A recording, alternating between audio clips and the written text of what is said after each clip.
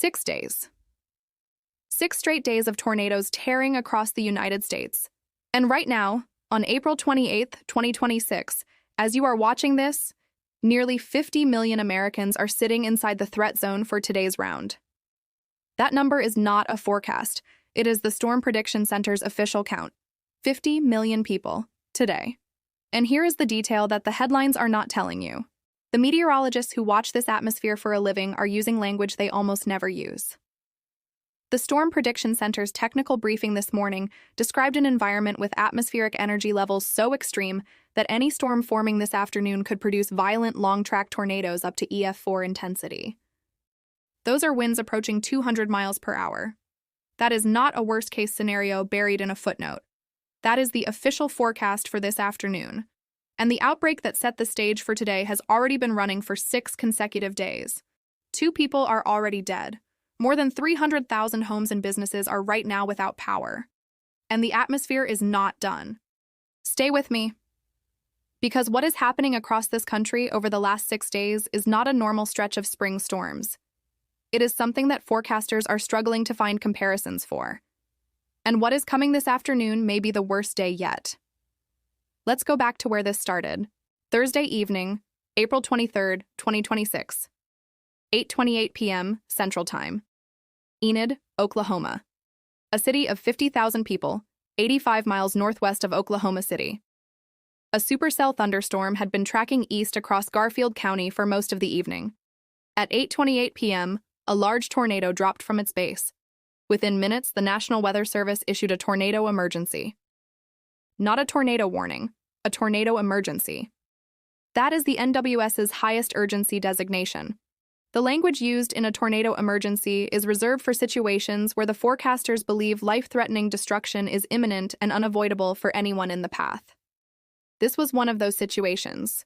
The tornado was on the ground for 37 minutes.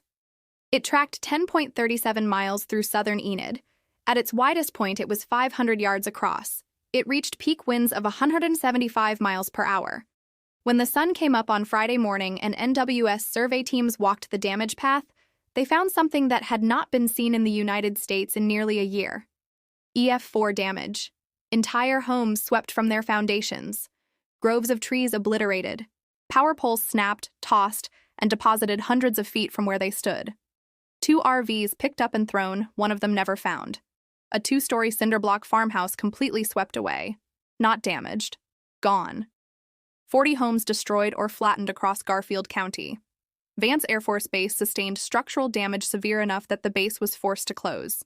Oklahoma Governor Kevin Stitt toured the damage Friday morning and stood in front of the wreckage with one word. Unbelievable. He declared a state of emergency for Garfield and Kay counties. And then he said the quiet part out loud. Because as this outbreak continued day after day after day, the window between warning and impact kept shrinking. And today, for some of the communities in the path, the window may not exist at all. Here is what happened after Enid. Friday, April 24th. The same supercell system that produced the Enid EF4 continued to spin. New storms fired in southern Oklahoma. A tornado dropped in Kiowa, Oklahoma. Tennis ball-sized hail rained down across multiple counties. And the atmosphere that fueled Thursday was still there on Friday. Still loaded. Saturday, April 25th. The Storm Prediction Center issued a level 4 of 5 severe weather risk for southeastern Oklahoma. Baseball-sized hail, strong tornadoes, EF2 or greater intensity. The tornado watches covered northeast Texas, Runaway Bay, Texas, a small community about 80 miles northwest of Dallas. Population, roughly 2,500 people. A high-end EF2 tornado tracked through the town in the late afternoon. EF2 means winds between 111 and 135 miles per hour. One home was completely destroyed. Multiple others were heavily damaged. 20 families were displaced. 1 person was killed.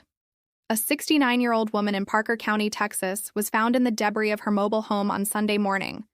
She did not survive. A second death was confirmed in Wise County.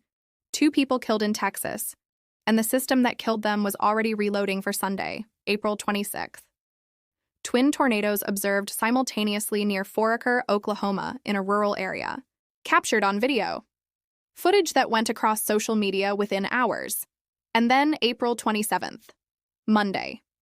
the day that forecasters had identified as potentially the most dangerous of the entire stretch. The Storm Prediction Center issued a Level 4 of 5 risk for southeast Missouri and southwest Illinois. Level 4. The second highest designation in their system. A particularly dangerous situation tornado watch was issued at 2:45 p.m. Central Time. That watch covered northeast Arkansas, western Tennessee, southeastern Missouri, southern Illinois, southwest Indiana, and western Kentucky. A PDS watch. Those words matter. The NWS uses the PDS designation when they believe the probability of multiple strong or violent tornadoes, EF2 or greater, is significantly elevated above a standard watch. Hundreds of schools across the St. Louis metropolitan area closed early and sent children home. Kansas City's emergency responders began executing water rescues after 3.2 inches of rain fell at Kansas City International Airport in 6 hours. Streets flooded, overpasses submerged, cars stranded. Then, at 10:57 p.m. Central Time, the National Weather Service office in Little Rock, Arkansas, issued a particularly dangerous situation tornado warning. Not a watch. A warning. For an observed tornado, moving through Hanover and surrounding communities in Stone County, Arkansas. The tornado stayed on the ground for approximately 10 miles. The Stone County Sheriff's Office reported shattered homes, destroyed vehicles, power lines ripped from poles, trees blocking every road as emergency crews tried to reach people in the dark. A tornado in Germantown and Carlisle, Illinois left neighborhoods damaged and roads blocked. And in western Michigan, a powerful weather phenomenon called a wake low, a sudden surge of intense wind that forms behind a storm system, swept through Kent County Monday evening. A 39-year-old man was outside when the winds hit. A tree fell on him. He saw it coming in enough time to warn the people with him. His warning saved them. He did not survive. That death brought the outbreak's total to 3. And as of this morning, 300,000 customers across multiple states remain without power. Indiana alone has 65,000 without electricity, Michigan 55,000, Tennessee 41,000, Ohio 33,000, Missouri 27,000, Kentucky 24,000. That is before today's storms arrive. Now here is what the forecasters are watching right now, and why today may be the most dangerous day of all 6. The Storm Prediction Center issued a Level 3 of 5 risk for today covering much of Arkansas, parts of southern Missouri, southeastern Oklahoma, northeast Texas, northern Louisiana, and central and northern Mississippi. The threat zone also extends across the Tennessee Valley, but the numbers inside that forecast are what demand your attention. MLKP values of 2,500 to 4,000 joules per kilogram. If you do not know what that means, here is the translation. MLKP is a measure of the raw energy available in the atmosphere for thunderstorms to consume. A value of 1,000 is considered significant. A value of 2,000 begins to concern serious meteorologists. Values of 2,500 to 4,000 are associated with the most violent, explosive, rapid intensification storms that tornadoes form in.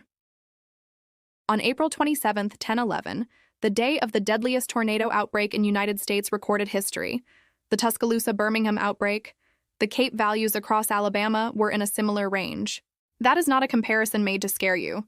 It is made to calibrate what these numbers actually mean when the atmosphere is this loaded. In addition to the Cape values, effective bulk wind shear today exceeds 50 knots across the threat zone. Shear is what takes a thunderstorm and turns it into a supercell. It is what gives a rotating storm the organization it needs to produce a long-track tornado. 50 knots of shear, combined with 4,000 joules of available energy. And surface temperatures forecast to reach 90 degrees Fahrenheit in some locations, with dew points above 70 degrees. A dew point of 70 degrees in late April is not a normal spring afternoon.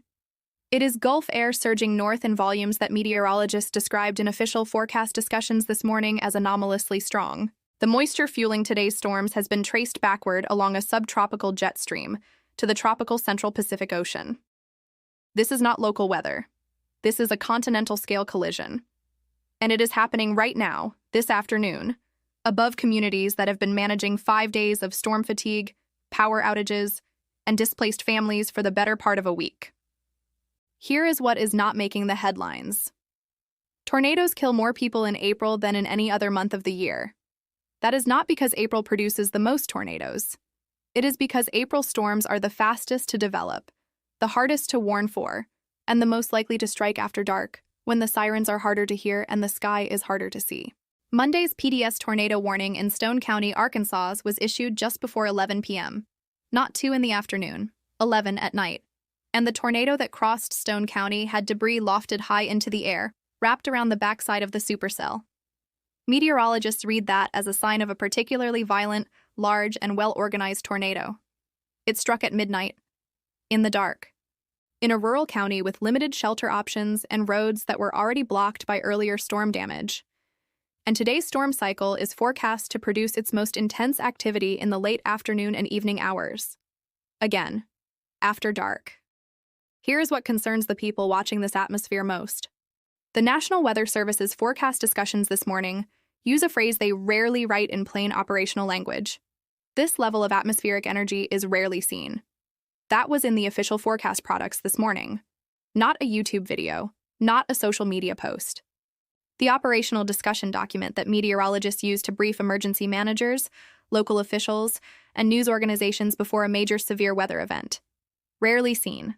On day 6 of an outbreak that has already killed 3 people. Put 300,000 families in the dark. Produced an EF4 tornado. Generated twin simultaneous tornadoes. Issued 2 separate PDS tornado watches. And displaced 20 families from their homes in a single Texas community. And here is the detail that tells the deepest part of this story. The 2026 spring severe weather season has been running above average from the very first week of the year. January 8th, an EF2 tornado rolled a semi-truck across Interstate 35 in Oklahoma.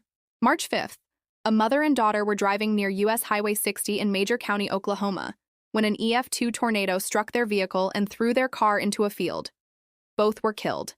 A few minutes later, another tornado touched down. Then another. Then another. That was one night in early March.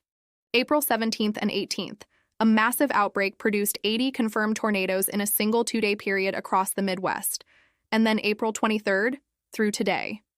The season that forecasters predicted might be front-loaded and quiet by May arrived. Loud. And it is not done. The Storm Prediction Center's extended outlook, valid through this week, shows additional days of severe weather potential from the southern plains through the Gulf Coast states. The Weather Prediction Center noted this morning that a potent storm system approaching from the west will set the stage for heavy rain and potential flooding concerns from the southern plains to the southeast late this week into the weekend. They use the word potent. On the same day that 50 million people are under today's active threat, which means the system producing today's storms is not the last system. There is another one behind it, and here is what makes that fact so significant. When outbreak sequences pile on top of each other without recovery time, the consequences compound in ways that the individual storm counts do not capture. Power grids that took damage on April 23rd are still being repaired. Emergency managers who have been operational since April 23rd are now in day 6 of surge response. Roads blocked by storm debris from Monday's tornadoes in Illinois are still being cleared. And this afternoon, new storms are forming in an atmosphere that the meteorologists themselves are calling rarely seen. On top of communities that have not had a full day without a severe weather threat since last Thursday.